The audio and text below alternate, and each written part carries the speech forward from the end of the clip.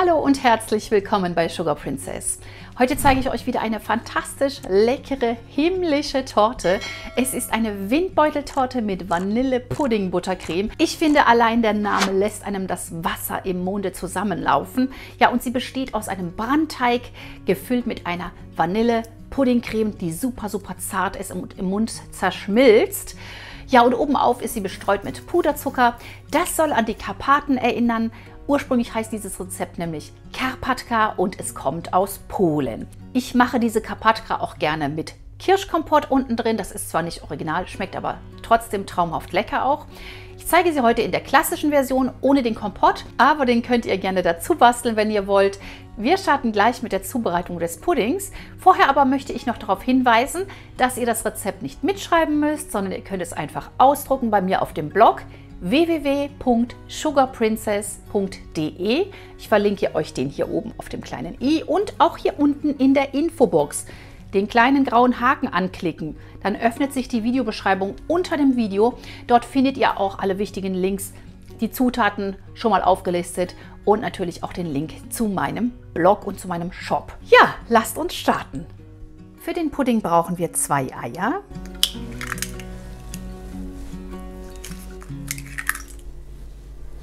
Mittelgroß und am besten schon auf Zimmertemperatur, wie immer bei allen Backzutaten. Dazu geben wir 150 Gramm Zucker. Und das kann schon mal miteinander verquirlt werden.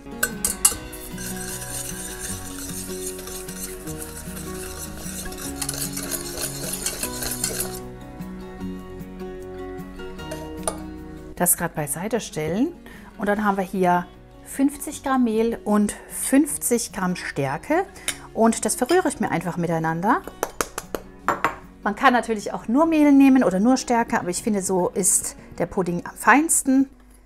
Das gerade miteinander vermischen. Dann geben wir noch eine Prise Salz hinzu. Das muss ja immer sein. Auch noch mit rein.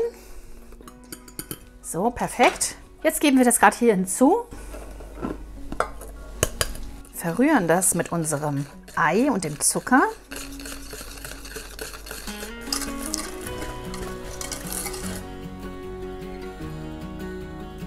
Super, oder? Eine schöne Basis für unseren Pudding. Sehr lecker. Jetzt können wir 500 Milliliter kalte Vollmilch hinzugeben. Gerade mit einrühren, so peu à peu.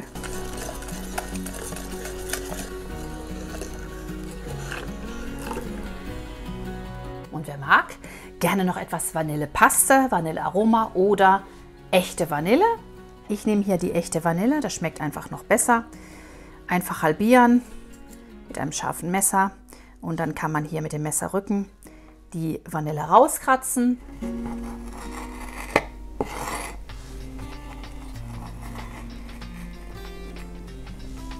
Und ihr seht, da ist das Vanillemark und das geben wir jetzt einfach noch mit dazu. Verrühren das gerade mit hinein, dass sich die Vanille schön verteilt. Und wer mag, kann natürlich auch die beiden Hälften jetzt noch mit hinzugeben. Ich werde sie aber trocknen und daraus einen Vanillezucker machen. Einfach dann in ein Glas geben mit normalem Zucker, verschließen, einige Tage stehen lassen, immer mal ein bisschen schütteln und man hat einen perfekten Vanillezucker. Unsere Mischung können wir uns jetzt auf den Herd geben und gerade unter Rühren aufkochen. Los geht's, wir kochen den Pudding unter Rühren auf.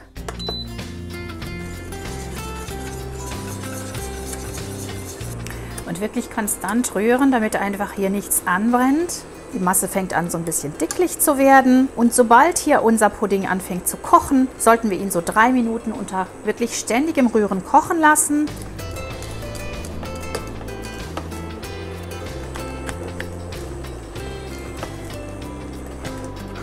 Und vom Feuer nehmen und umfüllen.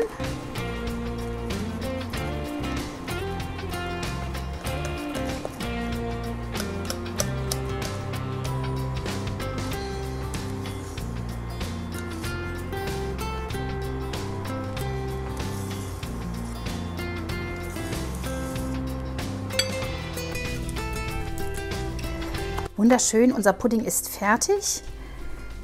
Man kann jetzt hier entweder eine Frischhaltefolie oben aufgeben, direkt auf die Oberfläche und ihn so abkühlen lassen oder ab und zu durchrühren beim Abkühlen, dann braucht man keine Folie zu verwenden. Den stellen wir uns gerade beiseite zum Abkühlen und machen uns weiter an den Brandteig.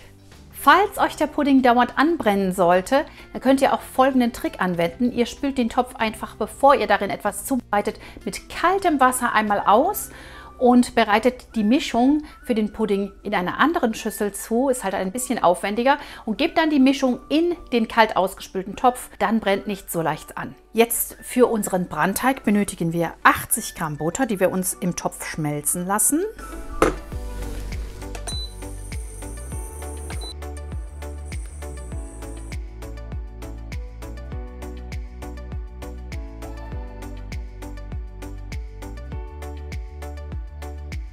Sobald die Butter geschmolzen ist, können wir uns 100 Milliliter Wasser hinzugeben und 100 Milliliter Milch und das Ganze wieder aufkochen lassen miteinander. Und dann kommt das Mehl, 150 Gramm, vermischt mit dem Backpulver, 1 Teelöffel Backpulver und einem halben Teelöffel Salz in einem Schlag dazu. Deswegen werde ich mir das gerade jetzt noch vermischen, bevor ich hier loskoche. Und dann kann unser Brandteig schön abbrennen. Also hier haben wir unser Mehl und da gebe ich jetzt einfach noch einen halben Teelöffel Salz hinzu und einen Teelöffel Backpulver. Es gibt auch Rezepte, wo kein Backpulver hineinkommt. Das geht schon auch, aber dieses Rezept ist hier mit Backpulver. Und wie immer gucken, dass das Backpulver nicht an einer Ecke hockt, sondern sich gut verteilt. Und dann kann auch unser Brandteig nachher super schön noch zusätzlich aufgehen. Gerade beiseite stellen, unsere Butter-Wasser-Mischung aufkochen. So, unsere Mischung kocht. Ich nehme sie jetzt gerade runter vom Feuer und gebe jetzt unsere Mehlmischung in einem Batzen gleich dazu und rühre das ein.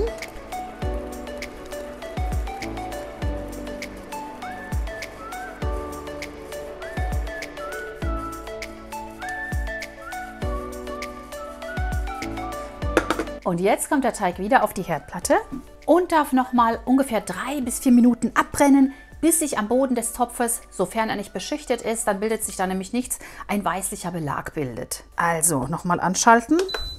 Sagen wir mal so auf mittlere Temperatur, damit es nicht zu heiß wird.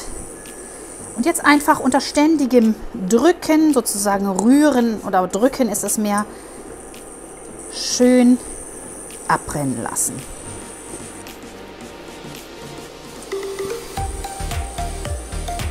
Und das ist sehr, sehr wichtig, dieser Schritt. Den dürft ihr auf keinen Fall überspringen, bis sich am Boden des Topfes, und am besten nehmt ihr eben keinen beschichteten Topf, damit ihr es auch gut seht, dieser weißliche Belag bildet. Das ist meistens so nach 3 bis 4 Minuten der Fall. Wenn der Brandteig nicht richtig abgebrannt ist, dann wird euch nachher das Gebäck nicht richtig aufgehen oder zusammenfallen. Und jetzt bildet sich bei mir hier schon so langsam der Belag an der einen Seite. Ich rühre jetzt noch ein bisschen weiter. Man braucht richtig Kraft für den Brandteig. Immer schön weiter rühren, bis sich so ein Klumpen bildet. Da seht ihr jetzt auch den Belag, diesen weißlichen Belag. Und das bedeutet, der Brandteig ist gleich fertig. Ich rühre jetzt noch so ein klein bisschen weiter und dann kann man ihn auch schon umfüllen zum Abkühlen. Am besten in eine Schüssel. Jawohl, fertig abgebrannt. So, unser Klumpen kommt jetzt in eine Schüssel. Er ist gut abgebrannt. Es ist ein schöner Belag entstanden auf dem Topfboden. Das seht ihr hier ganz deutlich und ist aber auch nicht verbrannt. Ist natürlich wichtig, dass er nicht verbrennt. Jetzt können wir den hier so ein bisschen hochstreichen, dass einfach der Teig schneller abkühlt. Einfach an den Seiten des Gefäßes, sodass er so eine gleichmäßige Fläche ergibt. Dann geht das einfach viel schneller mit dem Abkühlen. Denn wenn er so heiß ist, können wir jetzt die Eier nicht unterrühren. Die würden uns dann gleich stocken und zu Rührei werden. Jawohl, wunderbar. Gerade einen Moment warten und dann können wir uns unsere 3 bis 4 Eier hier unterrühren. Und unser Brandteig ist dann fertig für die Formen. So, unser Brandteig ist schön abgekühlt. Ich habe mir den Ofen auf 200 Grad Ober-Unterhitze vorgeheizt. Wenn ihr die Böden oben und unten in den Ofen gleichzeitig einschiebt, Dann könnt ihr auch auf 170 Grad Umluft vorheizen, damit einfach alles gleichmäßig gar wird. Und jetzt geben wir hier nach und nach die 4 Eier hinzu. Keine Angst, das wird sich auf jeden Fall verbinden. Es sieht am Anfang immer so aus, als ginge das nicht. Nummer 1. Ich habe auch schon gesehen, dass manche Leute das mit dem Rührgerät, mit einem Quirl, mit einem Schneebesen verrühren. Ich mache das immer gerne mit dem Spatel einfach. Ja, und anfangs, wie gesagt, sieht das so aus, als ginge das gar nicht zusammen. Aber keine Sorge, das wird auf jeden Fall. Einfach so ein bisschen rühren. Und natürlich kann man das auch in der Küchenmaschine machen. Dann am besten den festen Haken nehmen, den Teighaken. So, und sobald das Ei untergehoben ist, können wir uns auch schon das nächste nehmen. Immer schön nacheinander, damit wir auch die Konsistenz des Teiges überprüfen können. Denn manchmal braucht man nur 3 Eier und manchmal 4. Das hängt so ein bisschen davon ab, wie groß die Eier sind, damit einfach der Teig nachher die richtige Konsistenz hat. Und ihr seht, wie die Konsistenz sich jetzt hier verändert. Und so ist er noch nicht richtig. Wir brauchen auf jeden Fall noch ein Ei.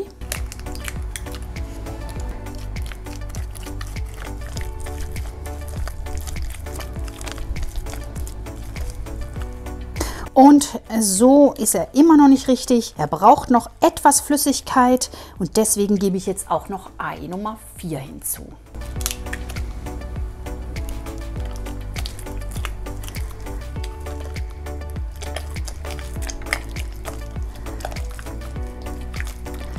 Und ihr seht, jetzt hat das Ganze so allmählich die richtige Konsistenz, ist schön geschmeidig. Man merkt, dass ein Brandteig fertig ist und richtig ist von der Konsistenz her, wenn er so im Dreieck vom Löffel fällt. Gucken wir mal. Ein bisschen rühren müssen wir noch. Also wenn ihr habt, nehmt natürlich eine Rührmaschine. Ich kann das nur hier immer besser zeigen, so wenn ich eine Glasschüssel verwende. Und ihr seht jetzt so langsam hier, da ist dieses Dreieck. Da ist der Teig dann richtig. Ein bisschen rühre ich noch, ganz klein bisschen, dass er noch geschmeidiger wird. Und ihr seht, perfekt. Wir können ihn halbieren und in unsere vorbereiteten Formen einfüllen. Ihr seht, ich habe jetzt hier schon 2 Formen vorbereitet. Mit Backpapier habe ich meine 20 cm Springform bespannt und meinen Backring einfach hier unten noch ein Backpapier drunter gelegt. Das Ganze auf mein Blech gesetzt. Passt bei mir genau drauf. Wenn es bei euch nicht passt, dann müsst ihr halt nacheinander backen. Ihr könnt diese Torte natürlich auch in 22 bis 26 cm Durchmesser backen. Dann werden die Böden einfach dünner. Wir teilen uns den Teig auf in 2 Portionen und streichen den jetzt einfach hier in die Formen. Einmal, zweimal, einmal, zweimal, so dass es so ungefähr passt, dass wir ungefähr in jeder Form dieselbe Menge Teig haben. Und jetzt wird das Ganze einfach noch so ein bisschen verstrichen. Das muss nicht super glatt sein, im Gegenteil, wir wollen ja hier ein Gebirge haben und deswegen kann das ruhig auch schon beim Verstreichen so ein bisschen wild gemacht werden. Hier natürlich auch nochmal verstreichen, da ist es ein bisschen nicht ganz so einfach, weil das Backpapier so ein bisschen verrutscht. Aber das kriegen wir hin. Den Ring schön festhalten und hier jetzt alles reinstreichen.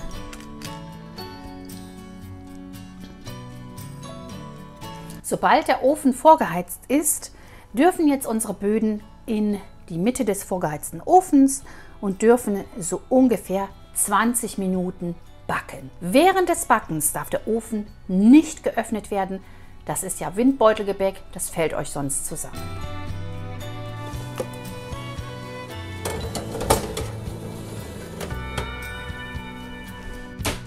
Während jetzt unsere Brandteigböden schön backen, können wir uns schon mal die Butter für die Buttercreme aufschlagen. Bei mir sind das jetzt 200 Gramm weiche Butter. Gerade einfach schön schaumig rühren, wirklich, dass sie von gelb nach weiß wechselt.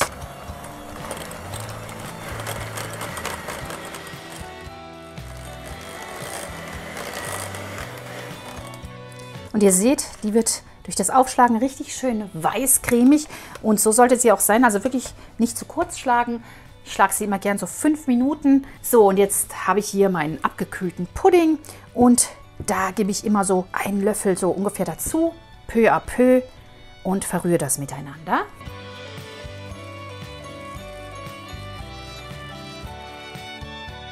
Und jetzt immer so nach und nach, bis dann der ganze Pudding untergerührt ist.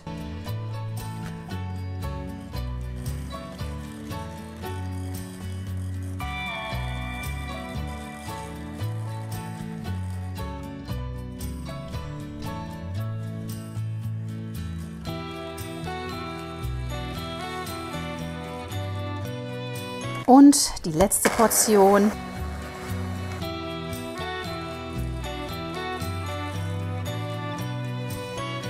Und wir haben eine perfekte, super cremige Vanille-Buttercreme. Einmal noch mit dem Spatel ein bisschen nacharbeiten. Und dann ist unsere fantastische Füllcreme für die Torte fertig. Super lecker. Das ist wirklich super köstlich, diese Creme. Und wer sie noch nicht probiert hat, der sollte sie unbedingt einmal zubereiten. So, und hier kommt jetzt unser Brandteig. Der eine ist richtig hoch geworden. Ihr seht es hier an der Stelle. Also da habt ihr auf jeden Fall genug Teig für auch größere Formen. Ein bisschen abkühlen lassen und dann können wir füllen. Ich gehe jetzt vorsichtig mit dem Messer einmal außen rum, um hier den Teig von der Form zu lösen, wo sich vielleicht etwas noch angebappt hat, damit uns der schöne Boden nicht reißt. Das mache ich so nach 10 Minuten. Ich lasse sie ungefähr 10 Minuten immer auf dem Kühlgitter stehen, dass sie sich so ein bisschen gewöhnen können.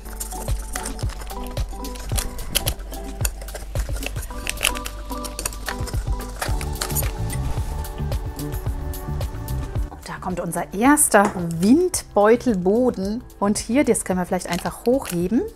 So, und da ist auch unser zweiter Boden. Beide sehen super schön aus, gebirgig, wunderbar. Die lassen wir uns natürlich jetzt ganz auskühlen einmal und dann können wir die Torte auch schon füllen.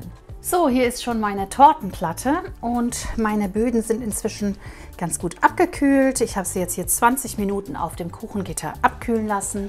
Und damit ihr das Ganze jetzt besser seht, werde ich die Creme jetzt so drauf geben. Das könnt ihr auch gerne mit Ring machen. Natürlich könnt ihr die Creme auch gerne spritzen. Das ist auch möglich.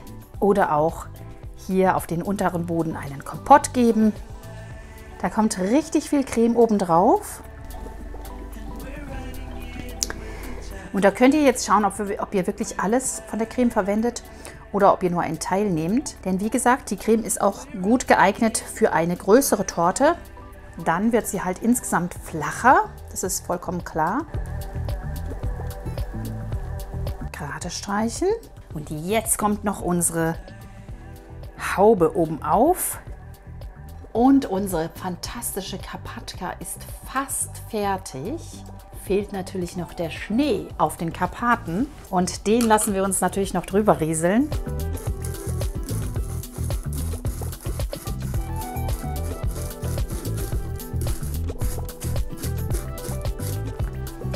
Und wir können sie schon probieren. Ihr könnt sie auch noch 1 bis 2 bis 4 Stunden in den Kühlschrank stellen, gar kein Problem. Aber frisch ist sie natürlich am allerbesten. Es geht ans Anschneiden dieses super leckeren Stücks. Wie gesagt, kühlt sie euch gerne noch 1 bis 2 Stunden vor dem Anschneiden. Ich mache das jetzt wegen der Dreharbeiten nicht. Es dauert sonst einfach alles viel zu lange. Und es muss auch nicht sein, denn die Creme ist recht fest. Und ihr seht es hier, es geht richtig gut durch, auch jetzt schon, ohne Kühlung. Und nehmt zum Anschneiden am besten ein Wellenschliffmesser. Das geht dann besonders gut durch den Brandteig hindurch. So ein bisschen sägen einfach und schon sind wir durch.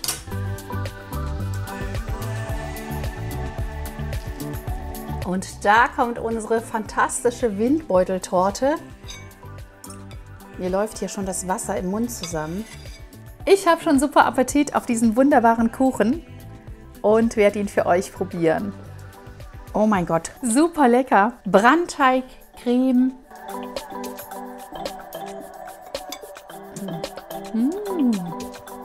Ich finde auch, es ist genau richtig, dass der Brandteig nicht gesüßt ist.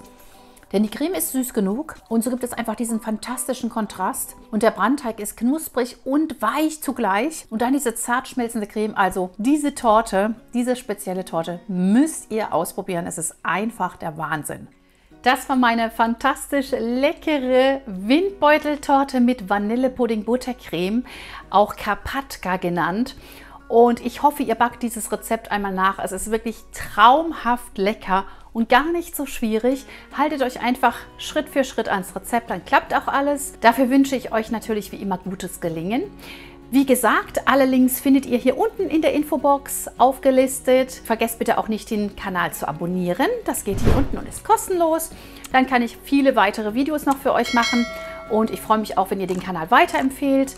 Einfach an 3 nette Freundinnen oder Freunde weitersagen, an die Familie. Wir sind hier eine tolle Community und ich denke, jeder findet hier sein Lieblingsrezept. Viel Spaß beim Nachbacken und wir sehen uns nächste Woche Sonntag hier wieder um 10 Uhr. Bis dahin macht's gut und bleibt gesund. Tschüss!